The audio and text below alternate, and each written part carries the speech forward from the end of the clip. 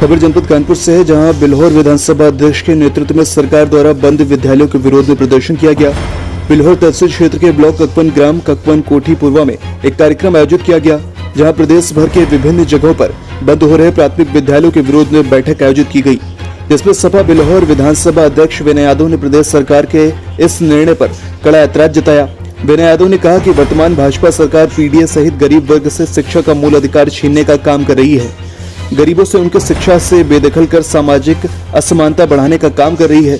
दूसरी ओर बंद हो रहे विद्यालयों से शिक्षकों के पद कम हो जाएंगे, जिससे बेरोजगारी की विषम परिस्थितियों के बावजूद शिक्षा के क्षेत्र में रोजगार का गहन संकट उत्पन्न हो जाएगा।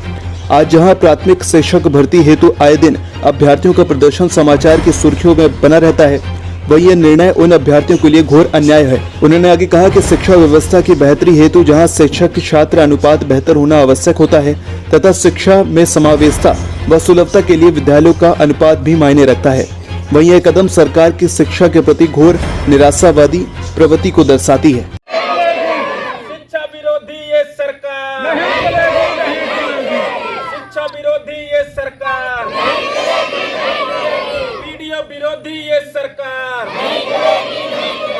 आज हम लोग ककवन ब्लॉक के कोठी परवा गांव में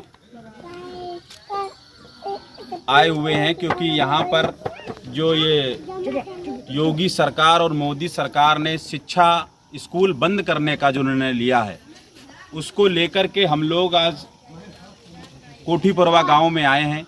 यहाँ पर गांव के लोगों से और नौजवान, ये छोटे छोटे बच्चे, क्योंकि सबका सपना, हम हर गरीब का सपना होता है कि उसका बेटा पढ़े और शिक्षा कैसे दी जाए, इसको लेकर के सरकार काम करती है। लेकिन ये सरकार, क्योंकि ये योगी जी की सरकार है, मोदी जी की सरकार है, और जिसमें हिंदू के नाम पर सरकार चलाते हैं। लेकिन आप ये जिस गांव में हम लोग आए हैं, यहाँ पर पाल और कश्यप समाज के लोग, गरीब किसान मजदूर बेसहारा, जिनकी कोई सुनने वाला नहीं है, ऐसे गरीब लोगों के लिए सरकार द्वारा विद्यालय खोला गया था।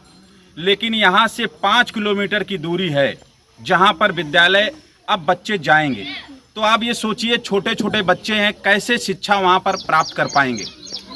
क्योंकि ये सरकार बातें तो करती है बड़ी बड़ी, लेकिन धरातल पर अगर कुछ उतारा है तो उसमें हम लोग जो गरीब मजदूर के बच्चे नशा की तरफ कैसे ले जाएं, ऐसे वो गांव-गांव पे जाकर के शराब के ठेके खुलवाने का काम कर रहे हैं। मैं इस सरकार से निवेदन करता हूं, अपील करता हूं, उन पिछड़े अल्पसंख्यक समाज की तरफ से, गरीब की तरफ से, हर उस माता पिता की तरफ से जो अपने बच्चे को पढ़ाना चाहते हैं, अच्छी शिक्षा दिलाना चाहता है। मैं चाहता हूं विद्यालय का जो मर्जन की व्यवस्था है, इसको तत्काल खत्म करके, और इन सरकार के जो विद्यालय में अध्यापक हैं उनकी भी पीड़ा को सुना जाए।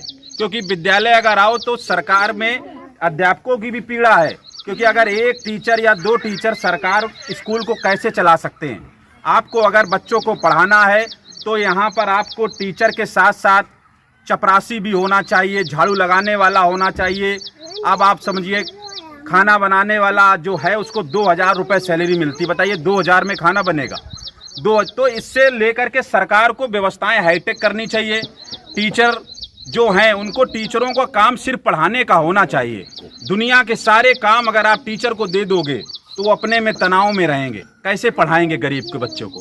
टीचर का काम है शिक्षा देना, सही दिशा दिखाना, और सही दिशा तभी दिखा पाएगा जब वो तनाव मुक्त रहेगा।